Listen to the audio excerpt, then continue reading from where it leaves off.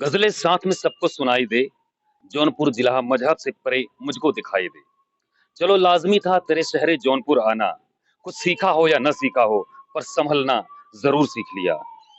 हम जौनपुर के वासी हैं, बदला नहीं लेते, खुद बदल जाते हैं। सुगंधित इत्र और जौनपुर से मित्र बहुत किस्मत वालों को ही मिलते हैं। खबरिया टॉप की टीम के साथ आप सभी का स्वागत है। मैं कुमार रवि। बात हुई जिक्र जौनपुर की हुई।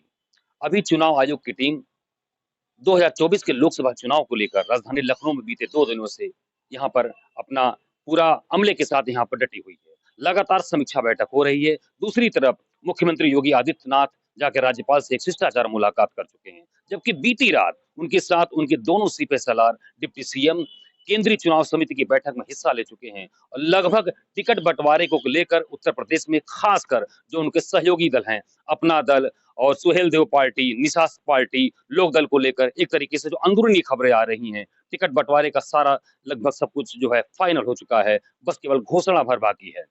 ऐसे में पूर्वांचल को लेकर जहां से पीएम मोदी, नरेंद्र मोदी खुद वाराणसी संसदीय सीट से सुना जा रहा है, ये पूरा पक्का माना जा रहा है कि वो इस बार भी बनारस यानी काशी विश्वनाथ की नगरी से ही फिर से संसदीय चुनाव में दस्तक देंगे। लेकिन उसके साथ ही बनारस मंडल के एक और सीट को लेकर बहुत जिक्र हो रहा है, जिसकी अभी हमने शुरुआत अपनी शेरो शायरी के साथ की।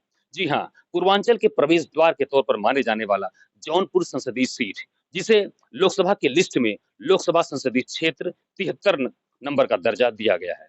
अभी यह सीट इसलिए चर्चा में है क्योंकि इस सीट के साथ कई ऐसे प्रमुख नाम जुड़ गए हैं। अभी तक ये माना जा रहा था कि यह सीट जो जौनपुर संसदीय सीट है, इस पर तमाम राजनेता, तमाम बड़े-बड़े दिग्गज नेता, तमाम बड़े-बड़े राजनीतिक घराने के लोग, इसके साथ-साथ साधु संत समुदाय के लोग और तमाम ऐसे सेलिब्रिटी, फिल्मी जगत के लोग यहाँ से जौनपुर से चुनाव लड़ते थे। अब ये अलग बात थी कि वो हारते थे या जीतते थे, लेकिन अपने पॉलिटिकल कैरियर की शुरुआत के लिए वो जौनपुर को ही चुनते थे। ऐसे में जौनपुर भी उनको गले लगाता था। लेकिन आज वही जौनपुर और जौनपुर के जनपदवासी अपने को ठगा-सा महसूस कर रहे हैं। वजह ये है, कहीं न कहीं जौनपुर के विकास के ताले की चाबी कहीं गुम हो गई है, जो अभी तक नहीं मिली। अगर इतिहास के पन्नों को पलटे, तो यही जौनपुर 1358 यानी 14वीं शताब्दी में फिरोज शाह तुगलक ने अपने चचेरे भाई, बहुत प्यारे भाई मोहम्मद बिन तुगलक उर्फ जौना खां के नाम पर इसको बसाया था और जौना खां के नाम पर ही इस जौनपुर को जौनपुर का नाम दिया गया। उसके बाद शर्की शासकों ने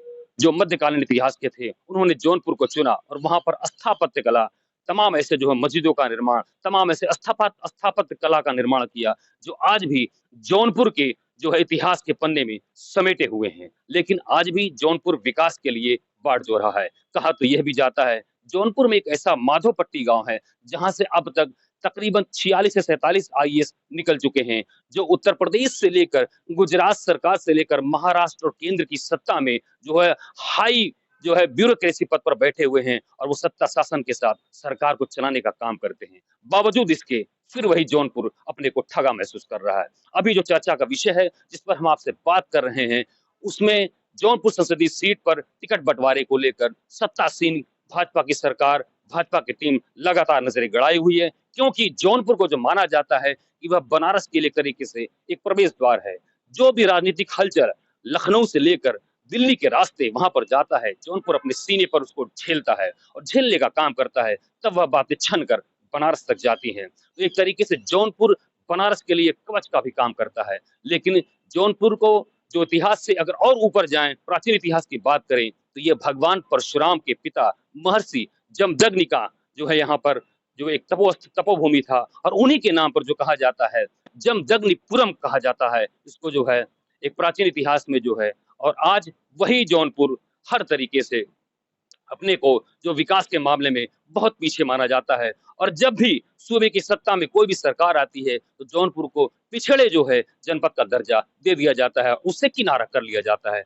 हालांकि इसमें कई ऐसे नाम कमला प्रसाद सिंह, उमानाथ सिंह, केपी सिंह और स्वामी चिन्मयानंद, जो कि उसमें भाजपा के थे, और शाहजहांपुर से साधु संत समुदाय से ताल्लुक रखने वाले, जब वहां पर वह चुनाव पहली बार जीते, तो उनको अटल अडवाणी के करीब होने के नाते और जौनपुर की सीट जो पहले भाजपा के खाते में नहीं हो पाती थी, उसको भाजपा के खाते में लाने के लिए उन्हें एक पुरस्कार के रूप में केंद्रीय गृह राज्य मंत्री का दर्जा दिया गया और फिर जौनपुर यकायक जो है केंद्र की सत्ता में और सूबे की सत्ता में उस वो हाईलाइट हो गया और जौनपुर जनपद ने विकास के ताले की चाबी उस दौरान मिल गई और आलम यह रहा कि रेलवे, शिक्षा, अस्पताल, तमाम ऐसे जो है विकास की आधारशिला वहां पर रखी गई, जिसकी झलक बीते 2 दशक बाद भी आज देखने को मिलती है। लेकिन कहा जाता है कि समय बदलता है, राजनीति बदलती है, तारीखें बदलती हैं और फिर वही जौनपुर अपने को आज फिर पीछे पा रहा है। यहाँ से जो अभी मौजूदा सूबे के जो योगी आदित्यनाथ गृह जो मुख्यमंत्री यहाँ पर हैं,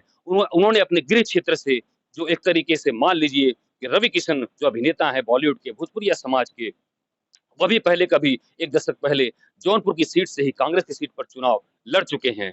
कहा तो यह भी जाता है कि जौनपुर के केराकत तहसील के नदी उस पार के ही रविकिशन शुक्ल थे, लेकिन हार नहीं सहने के कारण जब हार गए तब फिर उन्होंने वहां से पॉलिटिकल स्विच कर लिया और अपना राजनीतिक जो है कैरियर गोरखपुर में उन्होंने अपने को समेट लिया। हालांकि वह आज भी अपने गांव आते जाते हैं, लेकिन राजनीतिक रूप से जौनपुर के लिए उनका कोई रोल भूमिका देखने को नहीं मिलता। अब जो चर्चा में जो नाम आ रहा है, ये आ रहा है अभिषेक सिंह आईएएस का, जो कि अभी 2 दिन पहले ही उनका इस्तीफा जो है केंद्र की सिफारिश पर योगी सरकार ने मंजूर कर लिया है।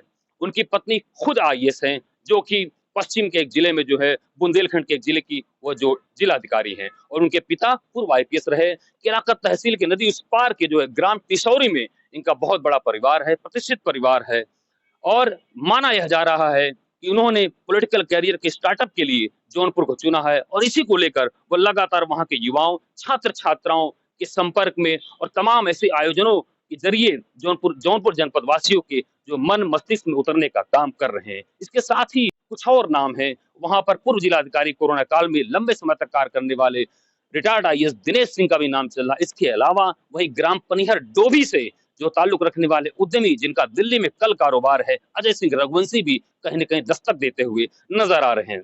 ऐसे में मौजूदा बसपा सांसद श्याम सिंह यादव, जो कि खुद यूपी ब्यूरोक्रेसी का हिस्सा रहे हैं, सीनियर पीसीएस अधिकारी रहे हैं और यूपी राइफल एसोसिएशन के वह मौजूदा चेयरमैन भी है, तो वह भी जो है पाला बदल कर इस बार इस राजनीतिक सीट पर फिर से अपनी दावेदारी पेश करते हुए नजर आ रहे हैं। तो तमाम आप देख रहे हैं समीकरण ऐसे बन रहे हैं, लेकिन वही बात जो कही जा रही है कि जौनपुर को लेकर अभी सीएम योगी ने कुछ दिनों पहले ही सार्वजनिक सभा में वहां के इत्र और इमरती की खासियत के बारे में बात की थी और कहा था कि हमारी सरकार यहाँ के इस उद्यम प्रोत्साहन के लिए आगे काम करेगी। देखने वाली बात है कि रात गई बात गई, अभी तक ऐसा कुछ नहीं हुआ।